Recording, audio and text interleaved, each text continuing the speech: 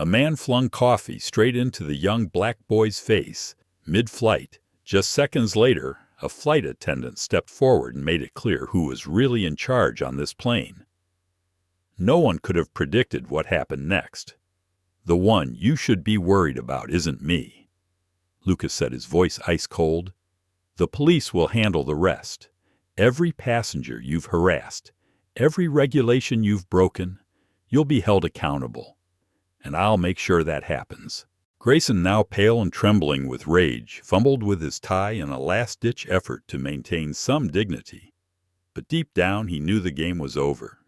He had underestimated Lucas, and now it was time to pay the price. The air in the cabin was thick, stiflingly silent. At last Grayson muttered under his breath, "This isn't over." Lucas didn't blink. "It is for me, not for you." No one in the cabin could remain indifferent anymore. All eyes were locked on Grayson, a man who had once carried himself like a privileged passenger and was now the center of a serious incident. Whispered conversations buzzed throughout the cabin. Some had seen it all firsthand, others were piecing it together from vague fleeting moments they just lived through. Lucas stood at the front of the cabin, back-straight eyes sweeping across the rows. He knew every move he made now carried weight. A man rose from row 16, a quiet software engineer. His voice was calm but firm. "I saw the whole thing. He did it on purpose." He pointed straight at Grayson. The tension thickened. A middle-aged woman near the aisle spoke up next. "He's done it before," she said, her voice trembling but resolute. "This isn't the first time he's a threat." Lucas took a deep breath. He glanced at Grayson, whose face was now flushed a deep crimson. Grayson tried to remain composed, but his hands trembled uncontrollably as he adjusted his cufflinks. He still thought he could get away with it. But the looks in everyone's eyes, especially the look from the boy in seat 14, said otherwise. This was no longer just about a spilled cup of coffee. It was about discrimination, about power and intimidation. Lucas stepped forward, voice loud and clear. "Ladies and gentlemen, we are addressing a serious violation on this flight. Thank you for your cooperation." No name was needed. Everyone already knew who Grayson was. The murmurs rose again, swelling like a wave louder than the engine's hum. Passengers began to pull out their phones. Some nodded in agreement with the software engineer. Another man, middle-aged, discreetly began recording. The tension lingered, but it was no longer the tension of isolated fear.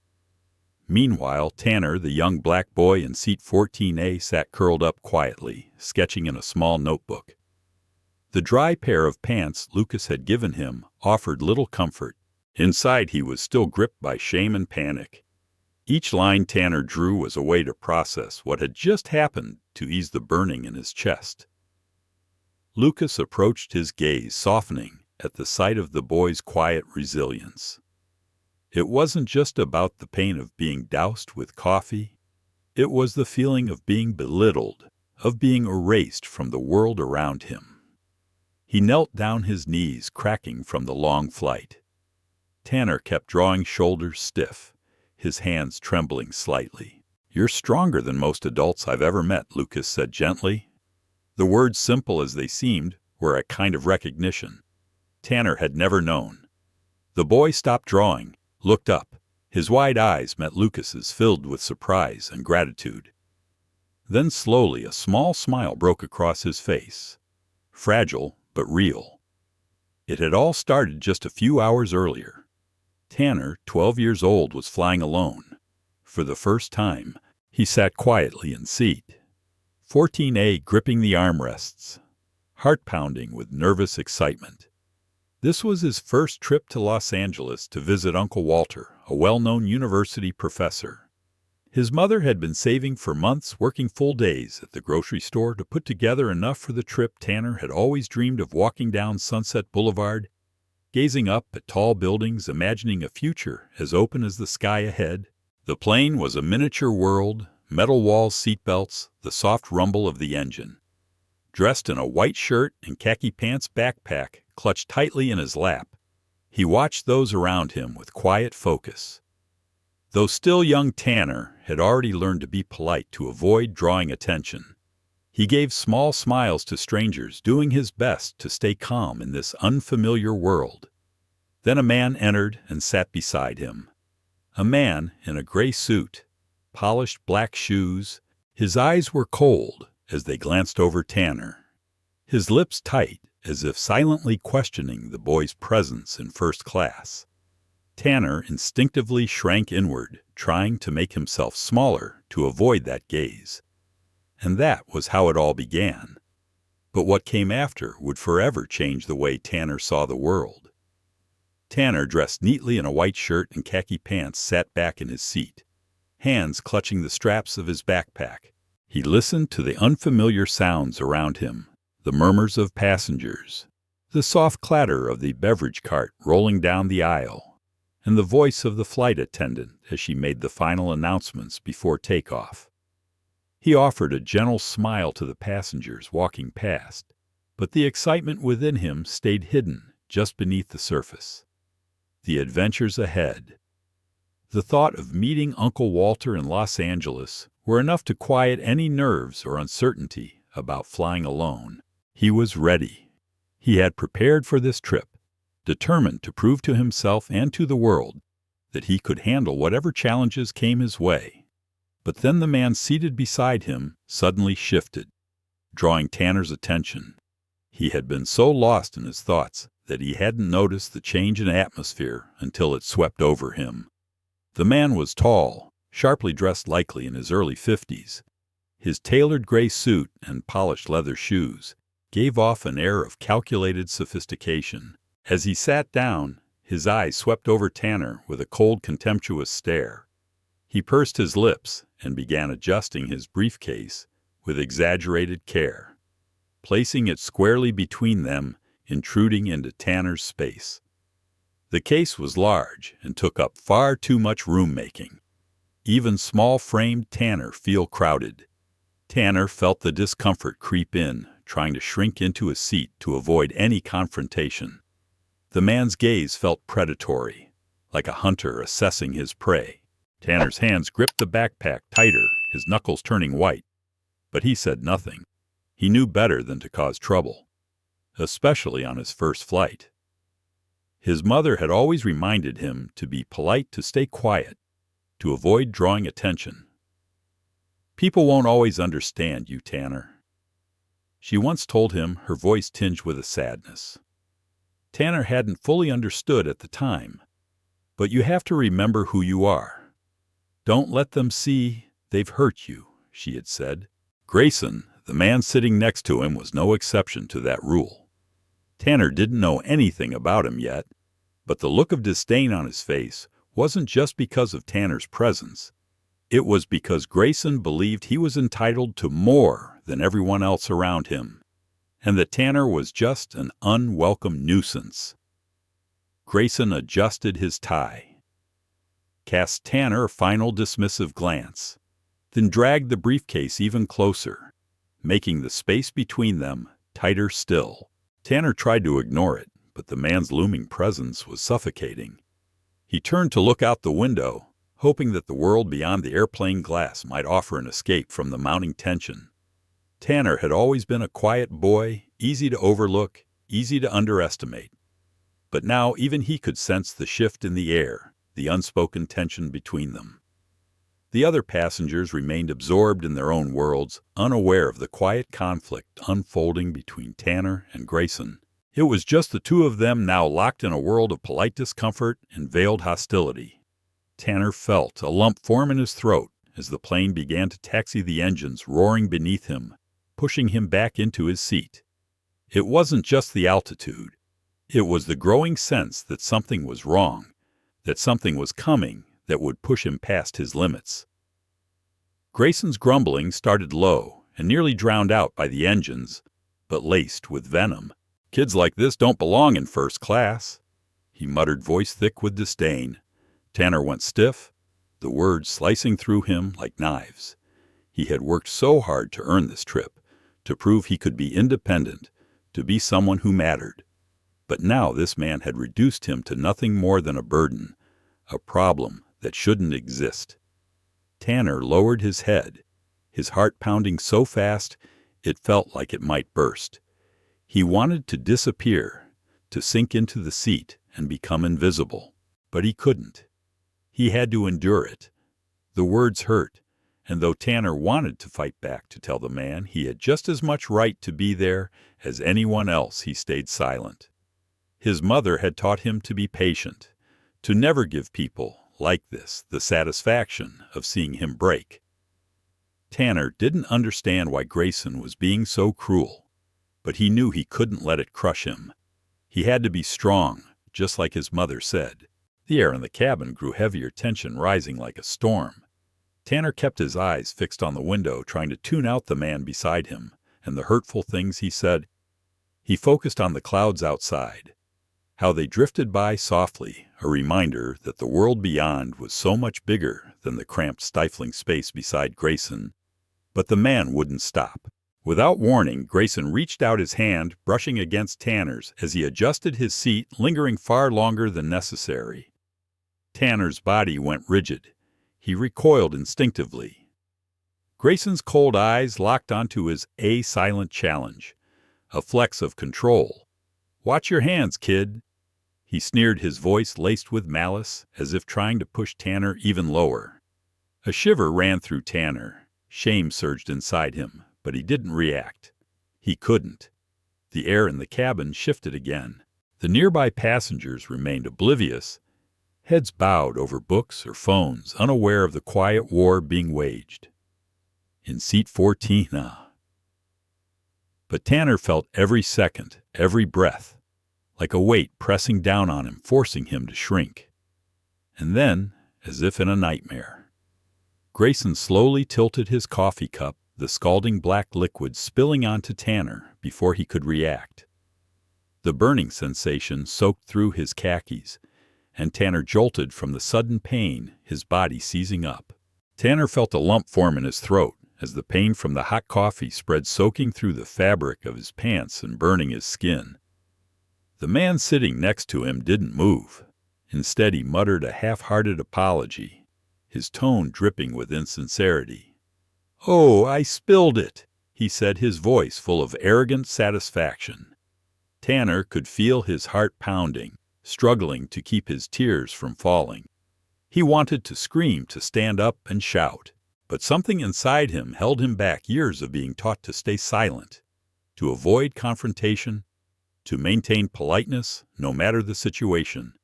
He just sat there feeling small, insignificant, and utterly powerless. And then, just at that moment, Chris, the flight attendant, appeared.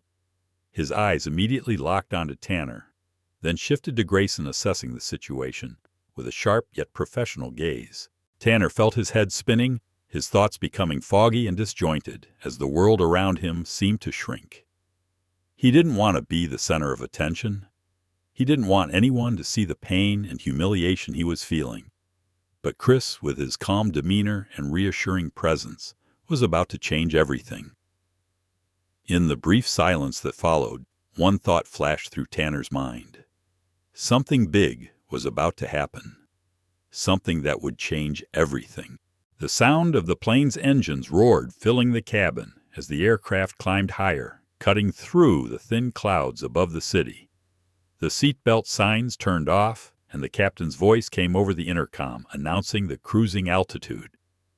For most of the passengers, this was the moment they settled in for the long flight, pulling out books, headphones, or simply closing their eyes to relax. But for Tanner, the 12-year-old boy in seat 14A, this moment was a mix of excitement and unease. This was his first solo flight, and though his mother had saved for months to allow him to visit Uncle Walter, a professor in New York, the trip still carried a heavy weight. Everything from the long security lines to the cramped first-class seat felt like a dream. He had never been on a plane before, and certainly never imagined he would be sitting in first class, surrounded by business people in suits and passengers with every comfort at their disposal. Yet here he was, wearing his neat white shirt and khaki pants, holding his backpack in his lap, trying to stay quiet and unnoticed. Across the aisle, Grayson, a tall, well-dressed man in his 50s, was adjusting his seat. His well-fitted suit seemed uncomfortable on his shoulders, and his jaw was clenched. His expression one that suggested the flight would be nothing but a hassle for him. He stared at Tanner for a long moment before turning back to the window, his posture stiff. The briefcase he had placed under his feet took up more space than his own body, and every time his eyes flicked toward Tanner, the boy could feel the displeasure at his presence in first class. Tanner lowered his head, feeling like he didn't belong here, as if the plane had become a place too vast for him to fit in. He tried to ignore the man's disdainful stare, keeping his eyes fixed on the clouds outside the window, but the unease still lingered in his heart. When Grayson shifted his position again, he let out a weary sigh, as though signaling for Tanner to move back further in his seat.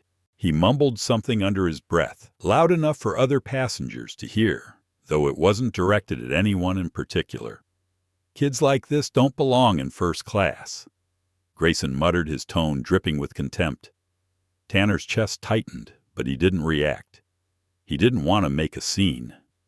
His mother had always taught him to stay silent, to let the world move around him without causing trouble. But this time, it felt different. The words were sharp, cutting through the air, making Tanner feel as if he wanted to shrink into a corner. Instead, he kept his hand still on his lap, his eyes still looking out the window, silently enduring.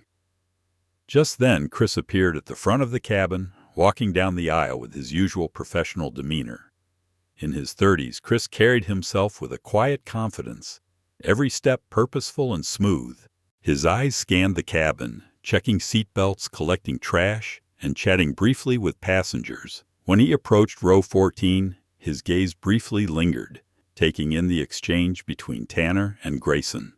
His brow furrowed slightly. Chris had dealt with tense situations like this before. He recognized the tension in the air. People like Grayson, often so full of self-importance, typically had issues with the presence of others in spaces they believed were reserved for certain people. Tanner felt a lump form in his throat as the pain from the hot coffee spread, seeping through the fabric of his pants and burning his skin. The man beside him didn't move. Instead, he muttered a half-hearted apology, his tone as if pretending. "Oh, I spilled it," he said, his voice dripping with satisfaction. Tanner felt his heart pounding, trying to hold back the tears, but the pain inside made it impossible to stay calm. He wanted to stand up to shout, but something inside him, the years of being taught to stay silent, to avoid confrontation, to maintain politeness no matter what, kept him seated. Tanner felt small, insignificant, and completely helpless. And then, just then, Chris the flight attendant appeared, his eyes immediately fixed on Tanner, then shifted to Grayson, observing the situation with a sharp yet professional look. Tanner felt his head spin, his thoughts becoming foggy, as if the whole world was closing in around him. He didn't want to be the center of attention. He didn't want anyone to see the pain and shame he was feeling. But Chris, with his calm demeanor and reassuring presence, was about to change everything. In the quiet moment that followed, a single thought flashed through Tanner's mind. Something big was about to happen. Something that would change everything. The sound of the airplane's engines filled the cabin as the plane ascended into the air, cutting through the thin clouds above the city. The seatbelt sign turned off, and the captain's voice came over the intercom announcing the cruising altitude. For most of the passengers, this was the moment they settled in, pulling out books, putting on headphones, or simply closing their eyes to relax. But for Tanner, the 12-year-old boy in seat 14A, this moment was a mix of excitement and unease. This was his first solo flight, and although his mother had saved for months to allow him to visit his uncle, a professor in New York, the trip still carried a heavy feeling. Everything from the long security lines to the cramped first-class seat felt like a dream. He had never flown before, and certainly never imagined he'd be sitting in first class surrounded by businessmen in suits and passengers enjoying every comfort. Yet here he was, dressed in his neat white shirt and khaki pants, holding his backpack, trying to stay quiet and unnoticed. Across the aisle, Grayson, a tall, well-dressed man in his 50s, was adjusting his seat. His well-fitted suit seemed uncomfortable.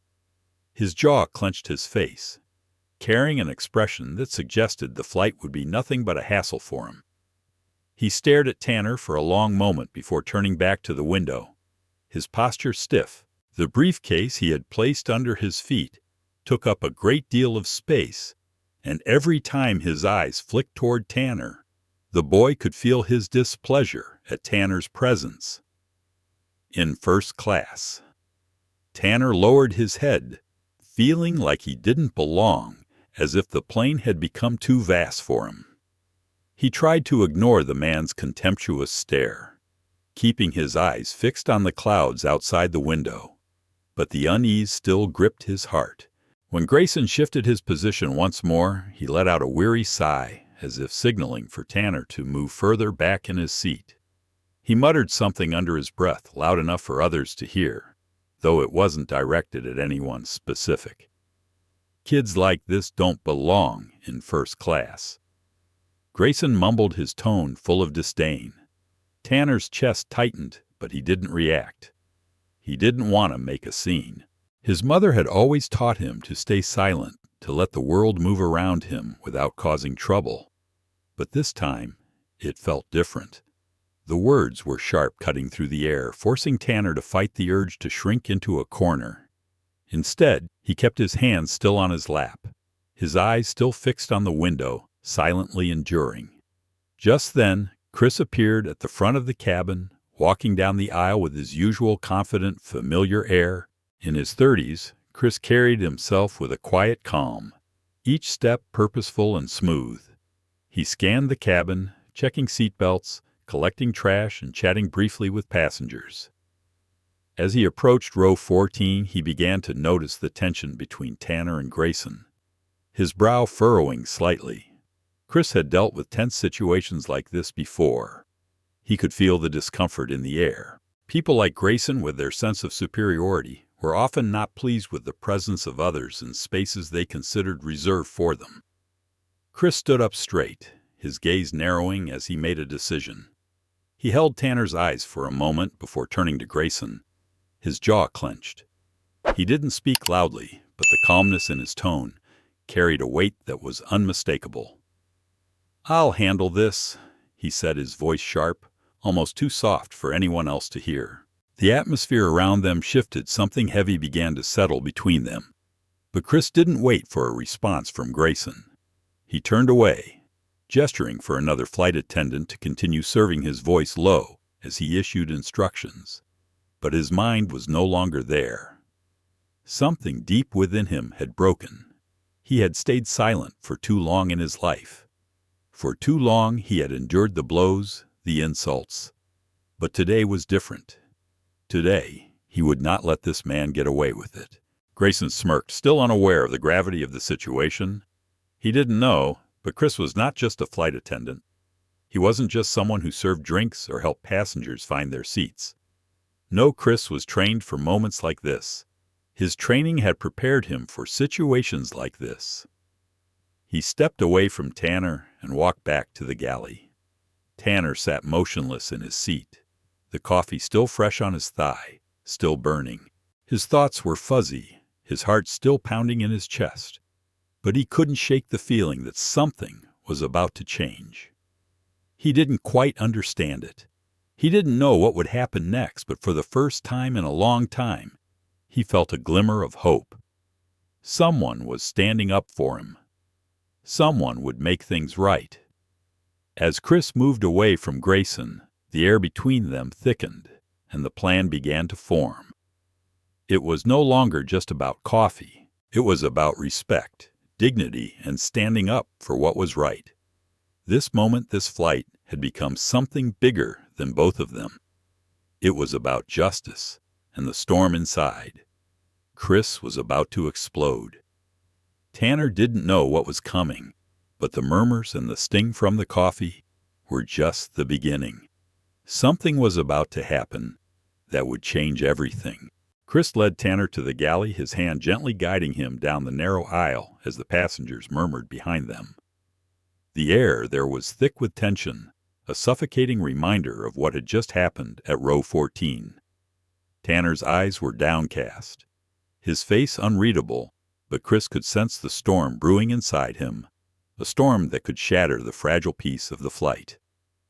When they reached the galley, Chris motioned for Tanner to sit on a small chair next to the galley.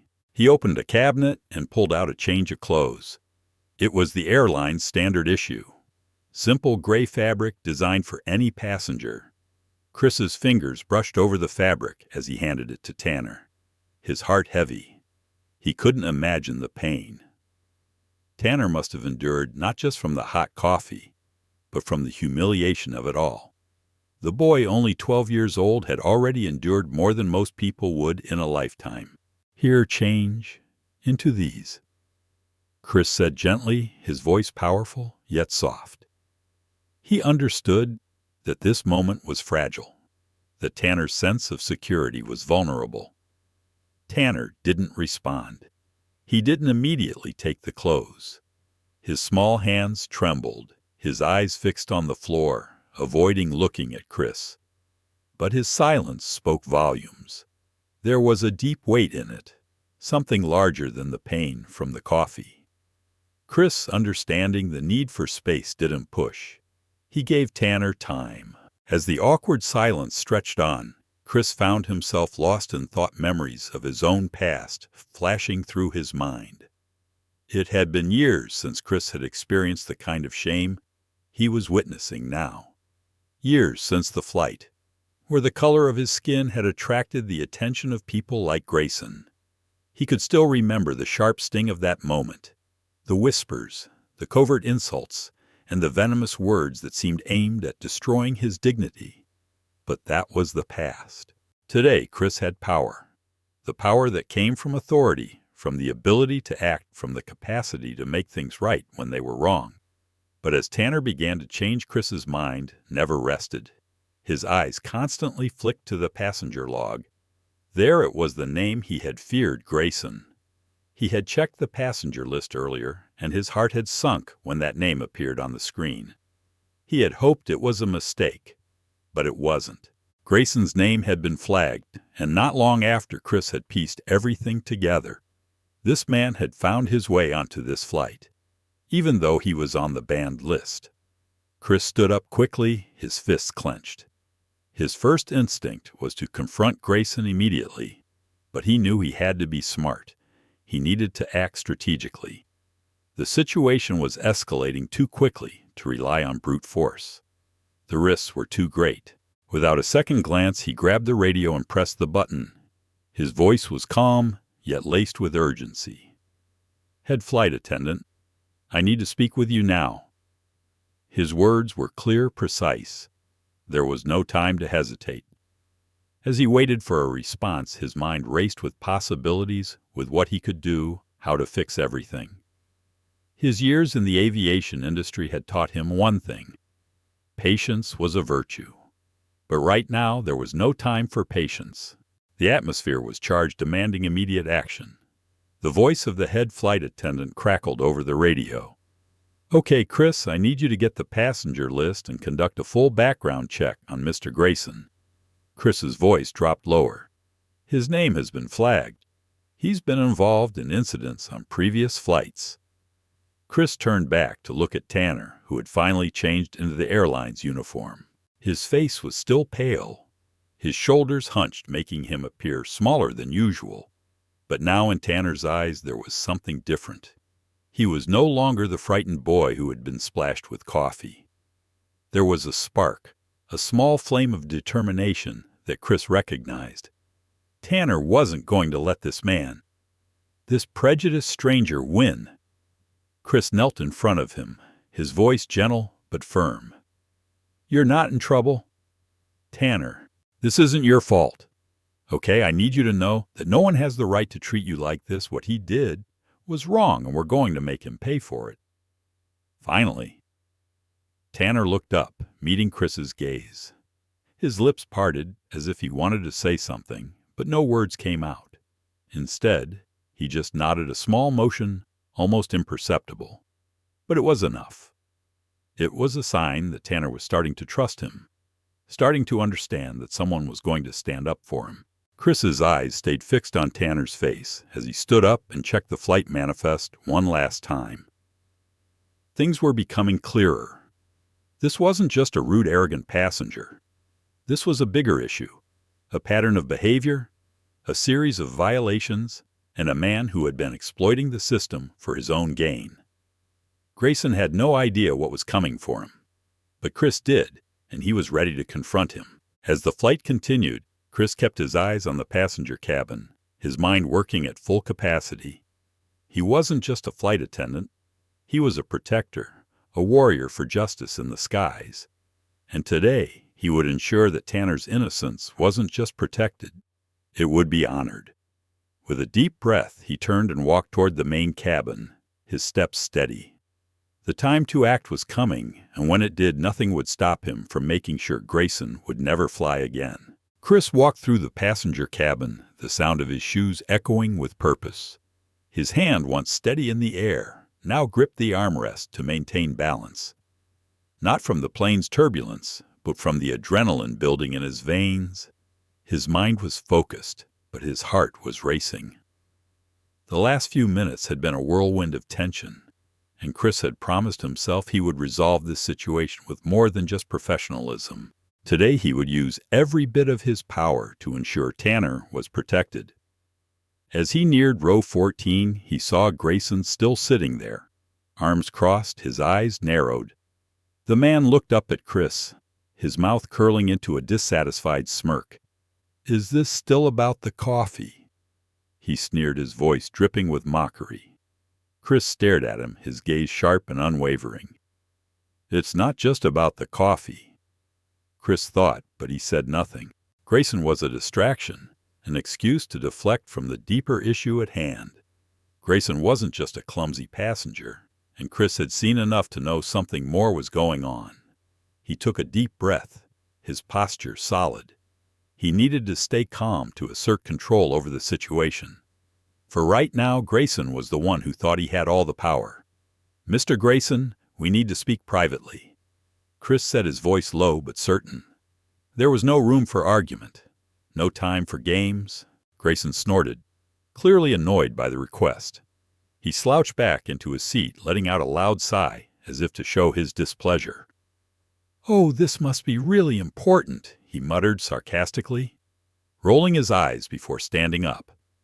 His movements were exaggerated, showing just how unwilling he was to comply. He followed Chris down the aisle intentionally, walking through the cabin to draw attention, as if that attention was his right. When they reached the galley, Chris turned to face him.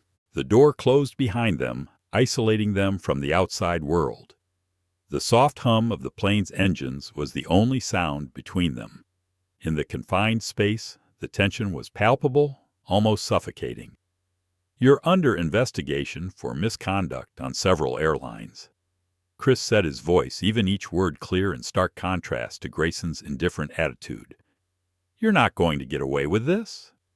"Grayson," Chris continued with precision, his words hanging in the air, heavy with meaning. For a brief moment there was no response from Grayson, just silence. His jaw tightened. His eyes flickered toward the small cabinet in the galley, perhaps weighing his options. But the room was too small to hide, too cramped to escape. Grayson knew he had been caught, and it was evident in his body language. The smugness began to fade from his face, replaced by subtle shifts, a slight defensiveness creeping in. "You can't prove anything." Grayson shot back, his voice sharp with challenge. He took a step back. His jacket rumpled as he moved. His hands clenched into fists, but his eyes never left Chris's. His defensive gestures were nothing but an act, a last-ditch effort to regain control. Chris remained still, his gaze unwavering, confident and certain, without a hint of doubt in his power. He could feel the adrenaline racing through his body, a sense of satisfaction, as he saw Grayson falter under the weight of his own guilt. He had been waiting for this moment, waiting to confront the man who thought he could get away with harming Tanner, the man who thought he could escape the things he had done for far too long. Chris took a step forward. Chris's voice dropped stronger. "Now dry off," he said, his voice now lower, full of resolve. His words didn't just carry weight. They came with a promise. Chris was no longer a powerless flight attendant. Not anymore. He's the one in control now, and he will make sure Grayson understands that Grayson took another step back, his face slightly pale now. He didn't want to admit it, but it was clear that Chris was serious. This confrontation was no game anymore. Grayson's hands shook, the corners of his mouth turned down as the fake veneer he had built began to crack. He was starting to realize that Chris was not just any flight attendant. Chris leaned in slightly toward him. "You're not just facing a flight attendant," he said, his voice low, almost a whisper, but it carried full authority. "I'm a certified aviation safety officer. That means I have the authority to file a report that could permanently ban you from flying." A brief, tense silence. Grayson's face twisted with skepticism, his eyes wide as though he had just heard something absurd. But that skepticism quickly turned to anger. Chris did not back down. He was ready. This was no longer a dialogue. It was an unavoidable confrontation. Grayson opened his mouth to rebut, to throw out a challenge, but the words stuck in his throat. He knew he couldn't argue. He had crossed a line, and now it was too late to turn back. The thought of losing everything, his job, his privileges, his status, was now a cold weight pressing heavily on him. Chris stood there, unwavering.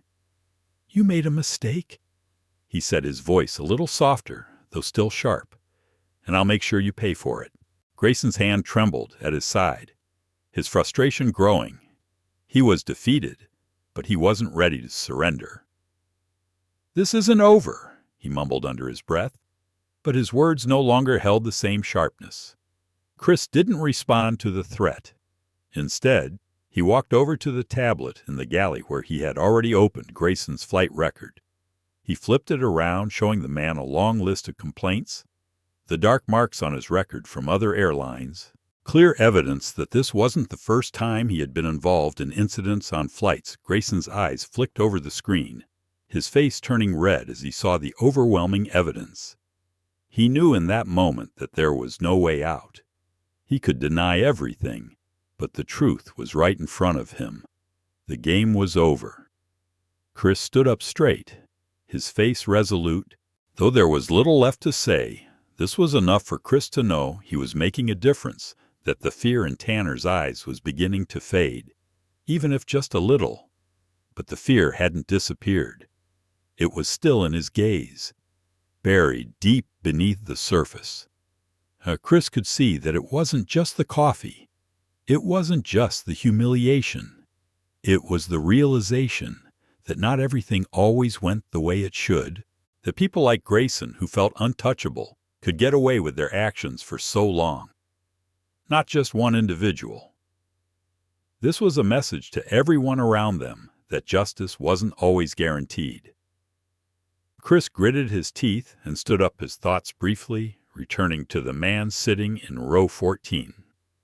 Grayson was still seething in his seat, his face a mix of frustration and defiance. But Chris knew something had changed. The passengers were no longer willing to let this man get away with his actions. They had seen it, some had even recorded it, and now they were ready to stand with Tanner. This flight was no longer a routine journey. It had become a battle that had only just begun. As Chris turned back to the front of the plane, his mind worked quickly. He needed to be careful. The last thing he wanted was for this situation to escalate into something worse. But he also knew that for far too long, people like Grayson had escaped their actions without consequence. It was time for that to change. His hand hovered over the announcement button, and for a moment his finger trembled. This wasn't just about what had happened. It was about what would happen next. Chris pressed the button, "Captain, we need to file an incident report as soon as we land," he said, his voice steady. "I need a full record of what happened here, and I want the authorities notified."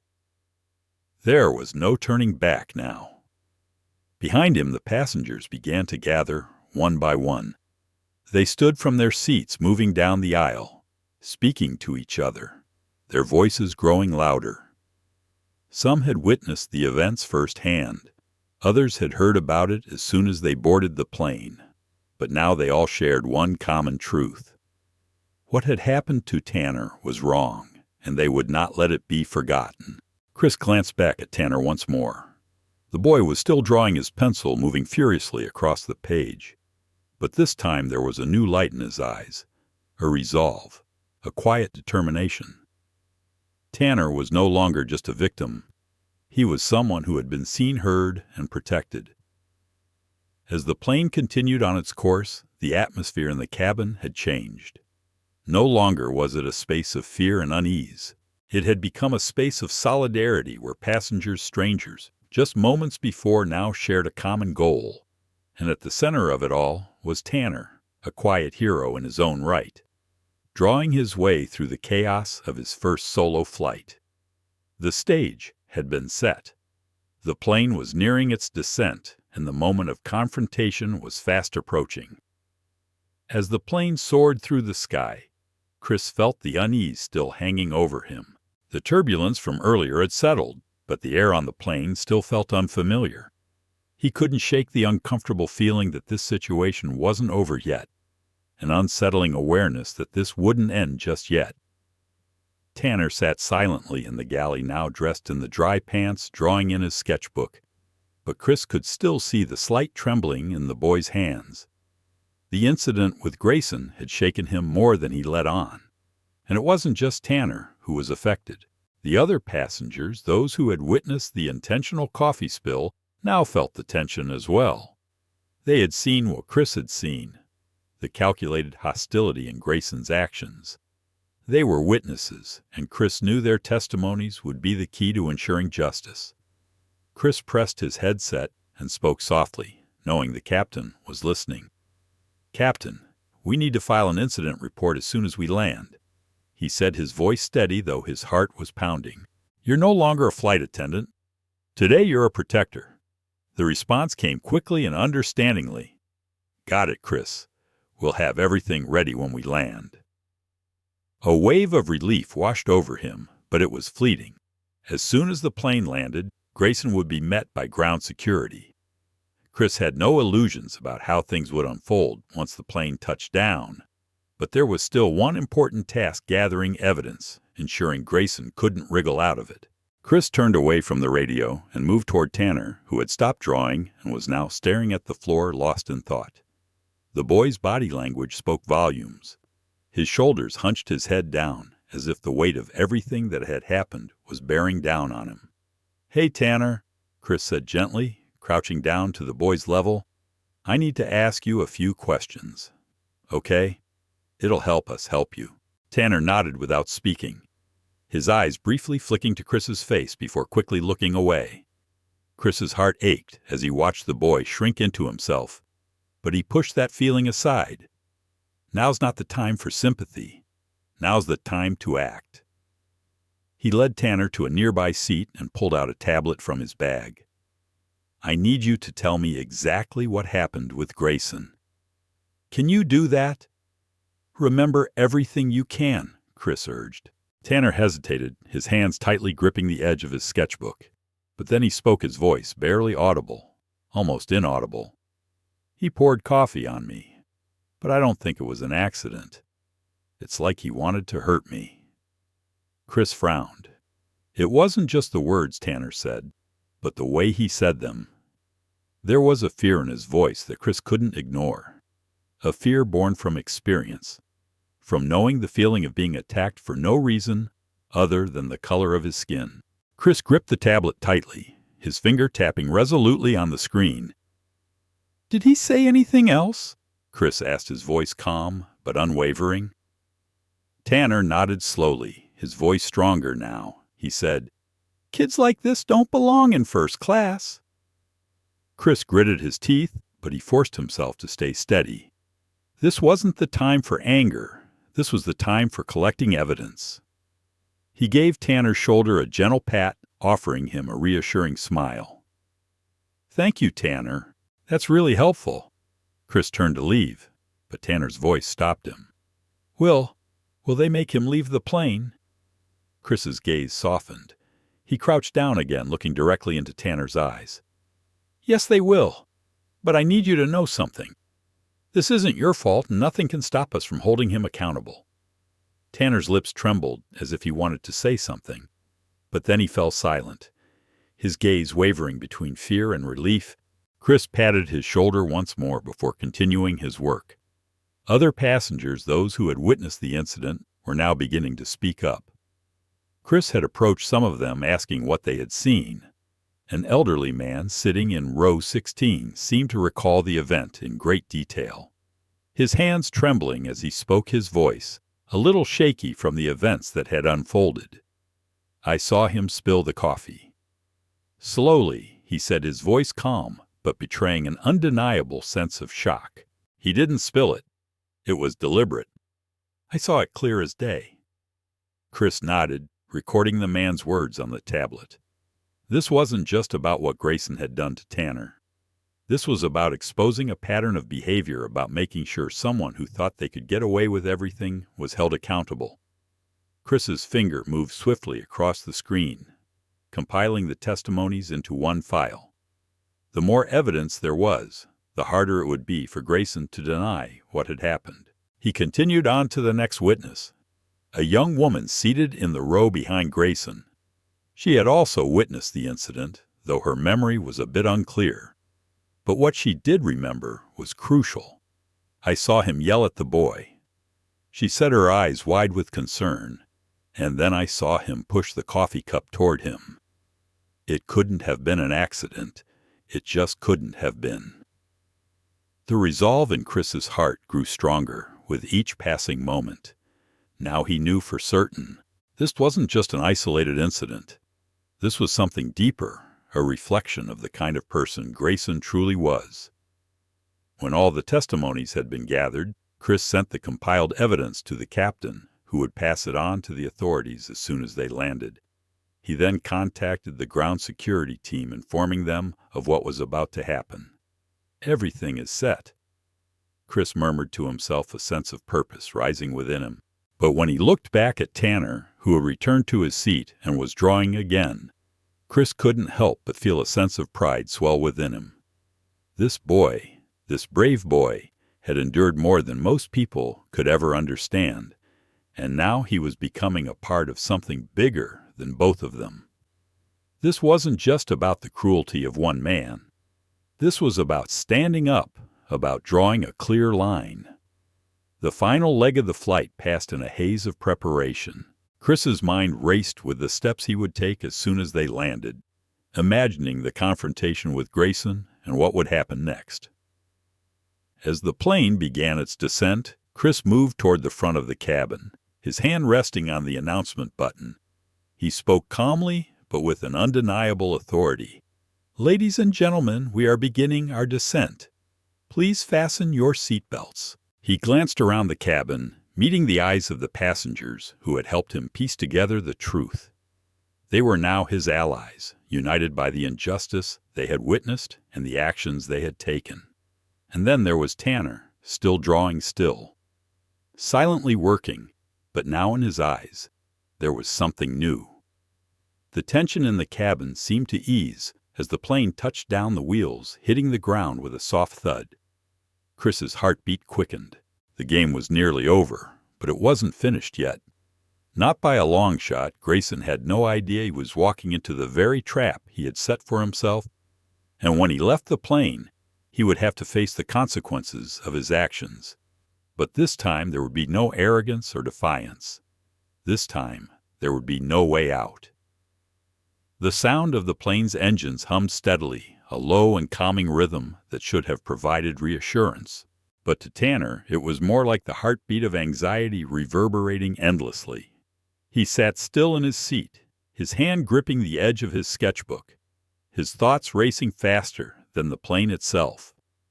He had endured so much in just a few hours more than a child should have to bear in a lifetime.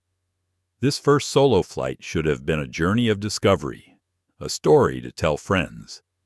Instead, it had turned into a nightmare, filled with tension, humiliation, and fear. All because of one man. Mr. Grayson Tanner still felt the burning from the coffee spilled on him, the heat a constant reminder that he had been made to feel weak and invisible. But the worst pain wasn't the burn. It was the look Grayson had given him, as if Tanner were nothing but an inconvenience, an unnamed object not worthy of respect. Tanner just wanted to go home, to rush into his mother's arms and forget it all. But he couldn't, not now. Chris, as always, had missed nothing. He had taken Tanner to the back, made sure he was okay, and promised to deal with Grayson. In that brief moment, Tanner had glimpsed a flicker of hope. He wasn't alone, but even when the atmosphere in the cabin seemed to return to normal, the unease still lingered. The storm that had seemed to pass was really just waiting for the right moment to strike again. And then it came. Tanner was drawing his focus on the paper, his pencil moving steadily. Creating something helped him escape the chaos that had just unfolded. But the sound of footsteps, quiet yet heavy, began to infiltrate his awareness. He looked up, his stomach tightening, when he saw Grayson crawling through the aisle, his eyes scanning the cabin like a predator. He was angry. Tanner could see it in his twisted expression, in the way his hands clenched at his sides. His voice was low and sharp, cutting through the air. "You think you're special, huh?" He snarled, his words dripping with venom from their previous encounter. "No one's going to believe you. You're nothing compared to me." Tanner froze. He didn't know what to say. He didn't know how to react. But deep inside, something stirred stronger than fear. It was the same feeling he'd had when he'd been bullied at school for being different. Back then, he had learned to stay silent. But today, he knew it was time to break that silence. And then, like thunder cracking, unexpectedly, a voice boomed from behind. "Touch him again, and you'll be leaving this plane with a broken nose." Tanner jumped. He hadn't seen the person approach. There had been no footsteps, but now standing between him and Grayson was a man with a cold, sharp gaze. Desmond. He was the off-duty flight engineer, someone Tanner had only noticed briefly earlier. But now his presence was like a sturdy shield. Grayson's face turned red. His eyes flicked from Desmond to Tanner, then back to Desmond, clearly flustered and unsure of what to do. But Desmond didn't move. His arms were crossed in front of him, his stance solid, as if nothing could budge him. He wasn't just standing up for a child. He was someone who had seen too much injustice to continue ignoring it. Grayson took a step back, his tension now giving way to fear. "Are you serious?" he mumbled, but his voice had lost much of its earlier malice. He was no longer the aggressor. For the first time, Tanner felt like he was in control. Even if just for a moment Chris appeared in the galley doorway, his eyes immediately scanning the unfolding scene. He knew this could happen. Grayson hadn't stopped yet, but Chris also knew if Grayson dared do anything more, there would be someone to stop him. And Desmond was that person. "Thanks," Chris said softly, his voice small but sure. Desmond nodded, his gaze never leaving Grayson. "No child should ever have to be afraid when they get on a plane," Desmond said, his voice calm but firm. There was no room for negotiation. He wouldn't let anyone make Tanner feel small again. Chris stepped forward, his presence a silent promise amidst the storm. He placed a hand on Tanner's shoulder, a gentle but firm touch, a wordless vow. "Are you okay?" he asked, his eyes searching for any signs of lingering pain. Tanner nodded, his hand still gripping his sketchbook. He hadn't said anything. The emotions inside him were still too tangled to find words. Chris stood next to Desmond, facing Grayson. The arrogance that had once been in his eyes had vanished, replaced with quiet anxiety and uncertainty. He had no choice but to face the consequences of his actions. And when Chris looked straight at him, he knew this was the moment. The moment when Grayson's world began to crumble. Grayson couldn't utter a word. The arrogance on his face began to crack, revealing a rare panic. Chris stood there as steady as steel. His years of experience in aviation security meant he didn't need to raise his voice. His power lay in his calmness and the truth he held in his hands. I suggest you remain silent from here on out until the ground authorities handle this. Chris said, his gaze unshaken. Any act of defiance could lead to additional criminal charges. Grayson trembled with anger, but he knew. He knew he had lost. In the cabin, the passengers were no longer bystanders. They had seen, they had heard, and they stood with Tanner. A middle-aged woman sitting nearby whispered, "First time. I've seen true justice on a plane." Chris gestured to Desmond, who had been standing near Tanner, never taking his eyes off Grayson since the beginning. "Take him to the front. I'll inform the crew." Desmond nodded, his voice deep but resolute. "All right, I'll make sure he doesn't cause any more trouble." As Grayson staggered to his feet, his muttering was barely audible, just a breath. No one showed any pity. Tanner remained seated, his hands clutching the sketchbook, his eyes following Grayson's short but heavy movements toward the front of the cabin. He didn't know what would happen when the plane landed, but he knew one thing: he wasn't alone anymore. Chris turned back to the passengers, pressing the intercom button. His voice rang out warm, yet clear. "Ladies and gentlemen, thank you for your cooperation and patience. We will be landing in a few minutes. Please remain in your seats and fasten your seatbelts." He released the mic, then looked back toward the rear where Tanner sat and where Desmond was standing, keeping a watchful eye on Grayson. It was a small moment, but it carried great meaning. For the first time in the air, a child who had been disregarded was being protected in the truest sense. And then the plane gently tilted as it began its descent. The atmosphere in the cabin thickened. Grayson could clearly feel the eyes of all the passengers on him. His reputation, status, and arrogance, once his shield, were now nothing more than a shadow. What he had done was no longer a secret, and this time no one could turn a blind eye. Chris turned to Tanner, his voice gentle but firm. "You're not alone. Not anymore." Tanner looked up, a glimmer of gratitude shining in his eyes, a faint smile curling at the corner of his lips. For the first time since boarding the plane, he no longer felt like just a target, an invisible burden. He felt like a person with value. Chris moved toward the back of the cabin, where he quickly dialed an old contact in aviation security. "It's him, Grayson," he said, his voice deep but decisive. "He got back on the plane, even though he's on the watch list. I have enough evidence, this time testimonies video, and I'll file an official report as soon as we land." There was a brief silence on the other end before the response came. "I'll be at the gate when you land." He hung up the phone and stood tall, his eyes cold. He was no longer just a flight attendant. He had once served in federal aviation security, and today those skills were coming back into play.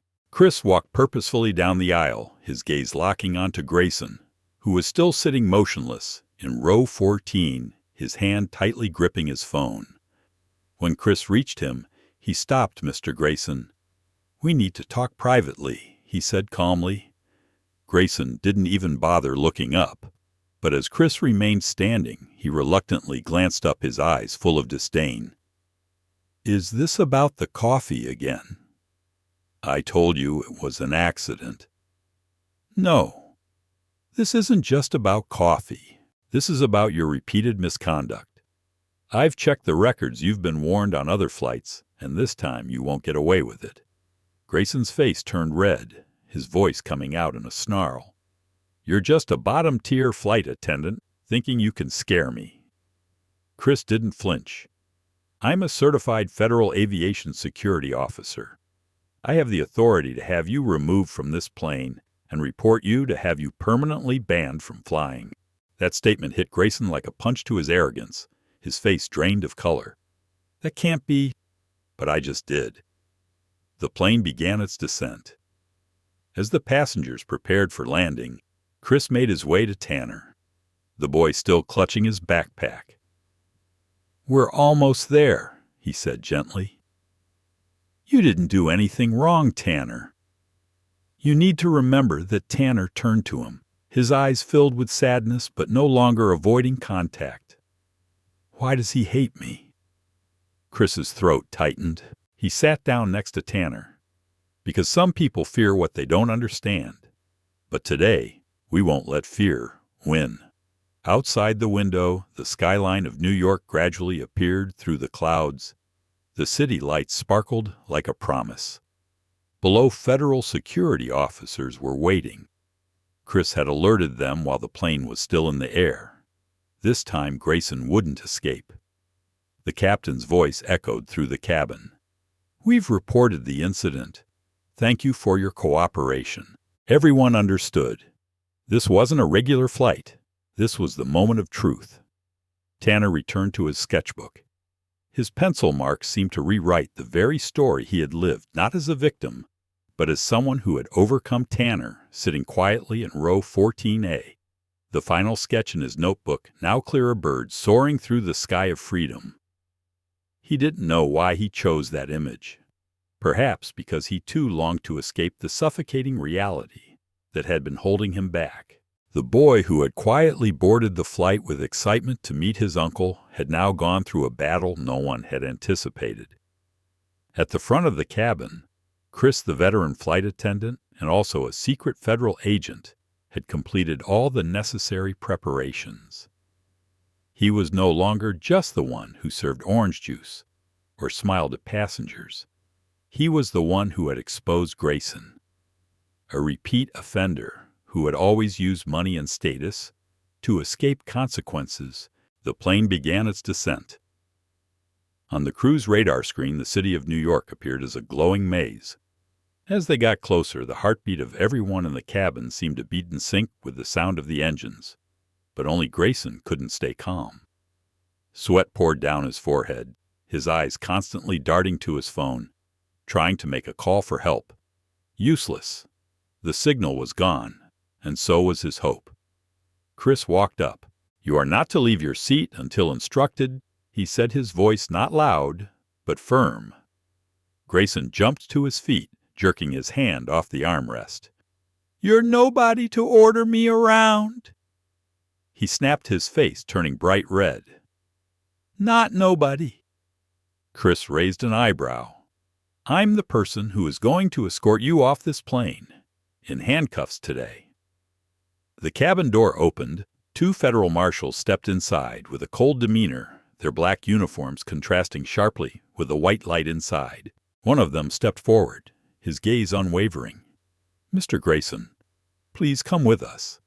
Any resistance will be recorded as obstruction of justice." The cabin fell completely silent. Grayson glanced around desperately, searching for a sympathetic gaze, but only met with indifference or disdain. There was no escape. He was handcuffed right there, led down the aisle under the watchful eyes of hundreds of passengers. As he passed Tanner, he threw a spiteful look, but the boy didn't flinch. Tanner gripped Chris's hand for the first time, feeling that he truly had someone to rely on. "I thought no one would stand up for me," Tanner whispered. Chris sat down next to him, his gaze softening. "You'll never forget today, not because of the bad things that happened, but because you didn't give up." A quiet round of applause spread through the cabin. No one spoke aloud, but everyone knew justice had just been served. The media quickly picked up the story. Videos recorded by passengers on the flight quickly spread across social media, garnering millions of views within just a few hours. The headline, "Flight Attendant Stands Up for Young Passenger, Flight Attendant Protects." Boy from Harasser appeared frequently on major news websites. The image of Chris standing between Grayson and Tanner, his gaze resolute. His stance unwavering became a symbol of courage and righteousness. The video showing Grayson being handcuffed and escorted away, interspersed with the quiet applause of the passengers and Tanner's trembling yet determined handshake, touched the hearts of millions. Evening news outlets from CNN to NBC simultaneously reported. A flight attendant did more than his job. He protected the dignity of a child, something that should be the standard but is rarely seen. The airline immediately issued a press release praising Chris's actions, calling him the ideal model of professionalism, compassion, and the courage to confront injustice. The CEO of the airline even announced an internal investigation into how Grayson, who had already been on the watch list, was allowed to board the flight that day. Tanner, now reunited with his uncle, who was waiting for him at New York Airport, walked out through the gate with his old backpack and a quiet gaze. The media was still close behind, but he didn't say a word. He simply gripped his uncle's hand and silently walked away. But the story didn't end there. The next day, a lengthy feature aired on the morning news, interviewing witnesses. From the flight, a middle-aged passenger said, "I've seen similar things before, but this is the first time someone has dared to stand up. And that boy, he was so brave." Another female passenger choked up. "I wish that when I was his age, someone had stood up for me like that." And then as the screen switched to an image of Tanner drawing a bird soaring through the sky on the plane, the caption scrolled across. "The boy didn't just overcome fear. He rose from his own wounds." The flight, quietly gliding through the white clouds, was suddenly interrupted by an unexpected scene. A well-dressed middle-aged man suddenly threw an entire cup of hot coffee at the young black boy sitting next to him. The first-class cabin fell completely silent, and Chris, the head flight attendant, quickly approached his voice. Calm, but cold. "I'm not the one you should be worried about right now. The authorities will handle this, and I'll make sure it happens." Grayson, the man responsible for the incident, turned pale with anger and embarrassment. He tried to appear calm, adjusting his tie, but Chris's sharp gaze made him realize this time he had made a grave mistake. Chris wasn't like the others. He wouldn't let this go. No one in the cabin spoke, but the looks from the passengers said it all. Oh, passenger sitting in row 16. A quiet software engineer stood up, his voice clear and calm. "I saw it clearly. He did it on purpose." A middle-aged woman nearby also spoke, her voice trembling but certain. "This isn't the first time. He's done this before." Grayson shook with rage, glancing around the cabin, clearly seeing the looks of anger directed at him. Meanwhile, Tanner, the 12-year-old boy in seat 14A, remained silent, his hands tightly clutching his small backpack. His pants were soaked with hot coffee. His skin burned, but he didn't cry. He was drawing a plane. With bold pencil strokes, Tanner was trying to make sense of what was happening. Chris walked over to Tanner, sitting next to him. "You're stronger than most grown-ups." "I know," he said softly. Tanner looked up, his eyes red, but in them was deep gratitude. It was the first time Tanner felt someone standing up for him. A few hours earlier, Tanner had boarded the plane alone to visit his uncle, a university professor. His mother, who worked at a small grocery store, had saved for months to buy him a first-class ticket, hoping his first trip would be a memorable one. But the moment mystery. Grayson sat next to Tanner. The tension had started. The prejudiced gaze, the briefcase deliberately taking up space, and then the coffee. Every move Grayson made was filled with disdain. "Kids like him don't belong in first class," he muttered. Tanner heard every word clearly. His heart raced, but he remained silent. His mother had always told him, "Don't let them see you weak. Stay calm." But this time, silence wasn't enough. When the coffee spilled onto Tanner, the silence shattered.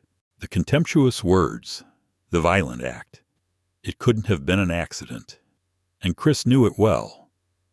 When he led Tanner to the back galley, handing him a pair of the airline's pants, He wasn't just caring for a passenger. He was protecting a wounded soul. "No one has the right to do that to you," he said. Tanner didn't answer, but his eyes spoke volumes of thanks.